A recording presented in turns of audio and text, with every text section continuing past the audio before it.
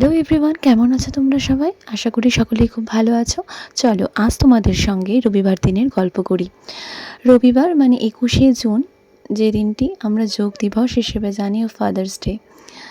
তো সকালে উঠেই আমরা যে বাসি কাজগুলো থাকে বাড়ির, সেই বাসি কাজগুলো করার পর আমি সকালে উঠে ছাদে চলে গেলাম আর এই গাছেদের একটু স্নান করিয়ে দিলাম। এই গরমে আমাদের অবস্থা নাজেহাল হয়ে যাচ্ছে, তাহলে এই গাছেদের অবস্থা কি হচ্ছে ভাবো। হ্যাঁ, গাছেদের কিন্তু একেবারে শিশুদের মতোই যত্ন করতে হয়, তাই না? তাই তাড়াতাড়ি করে সকালে উঠে আমি এই গাছেদের স্নান করিয়ে দিলাম। তারপরেই মাথায় এলো যোগ দিবসের কথা। যখন আমি মেসে থাকতাম, যখন পড়াশোনার সূত্রে কলেজে পড়তে মেসে থাকতাম, তখন কিন্তু প্রতিদিন সকালে উঠে মেসেই আমি কিন্তু যোগা বা প্রাণায়াম করতাম।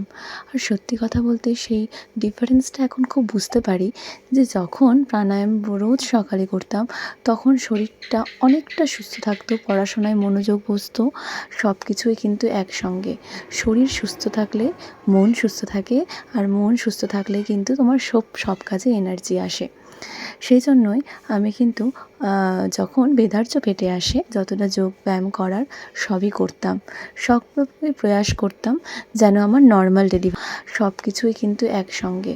শরীর সুস্থ থাকলে মন সুস্থ থাকে, আর মন সুস্থ থাকলে কিন্তু তোমার সব কাজে এনার্জি আসে।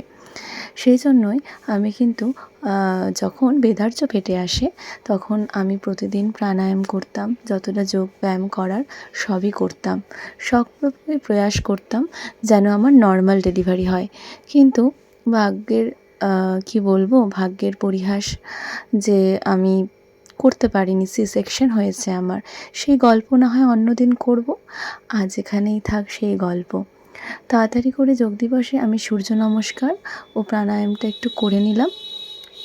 তারপরে আমি চলে গেলাম কাপড় ধুতে, কারণ কাপড়গুলো না ধুলে কিন্তু কাপড় জমে যাবে।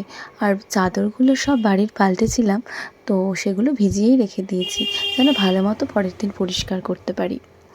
তাই সেগুলো সব রেখে দিয়েছি, চটজলদি তাড়াতাড়ি কাজগুলো সেরে ফেলছি।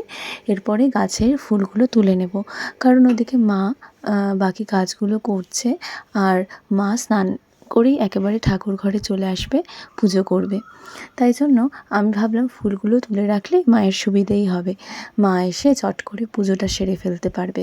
কারণ আজকে আমাদের অনেক চাপ। আজ যেই জন্যই এই ব্লগটি করা, তার বিশেষ কারণ হচ্ছে আমাদের বাড়িতে জামাই ষষ্ঠী নেই। কিন্তু জামাই ষষ্ঠী না থাকলে কি জামাই আদর হবে না? তা কি করে হয়? জামাই আদর তো করতেই হবে। তাই রবিবারের দিনটি বেছেই আমরা বাড়িতে জামাই আদর করলাম।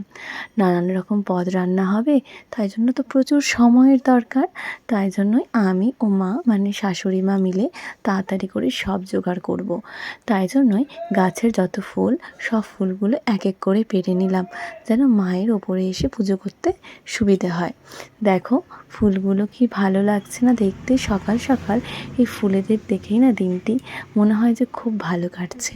সত্যি তাড়াতাড়ি করে ফুলগুলো সব এক এক করে তুলে ফেললাম। এদিকে মাথায় চিনতে হচ্ছে কি কি পদ রান্না করব। জামাইকে কি একটা পদে দুটো পদে দেওয়া যায়? নানান রকম বাহারি পদ রান্না করতে হবে। যতটা সম্ভব দুজন মিলে তাড়াতাড়ি করে রান্না সারবো। এদিকে আবার বেদার্যকে নিয়েও চিন্তা, ও উঠে গেলে ওর আগে খাওয়ার ব্যবস্থা করতে হবে। তাড়াতাড়ি করে আমি কাপড়গুলো সব মেলে ফেললাম, আর এই পর্দাগুলো ডুবিয়ে রেখেছিলাম, দেখছি ডোবানোর পরে পরিষ্কার হয়েছে। তাড়াতাড়ি করে পর্দাগুলো মেলে নিলাম। এই পর্দাগুলো আমি ফ্লিপকার্টে অনলাইনেই আনিয়েছিলাম, যখন বেদার্য পেটেই ছিল। আর তখন আমি আমার সাধের সময় পর্দাগুলো আনিয়েছিলাম, অনেক দিন ব্যবহার করা হয়নি। এই সেদিনই পর্দাগুলো বের করে পর্দাগুলো টাঙিয়েছিলাম। যাই হোক, তোমাদের সঙ্গে এই ফুল তুলতে তুলতে বহু গল্পই করে ফেললাম। ভালো লাগে তোমাদের সঙ্গে গল্প করতে। এইভাবেই ফুলগুলো এক এক করে সব তুলে নিলাম।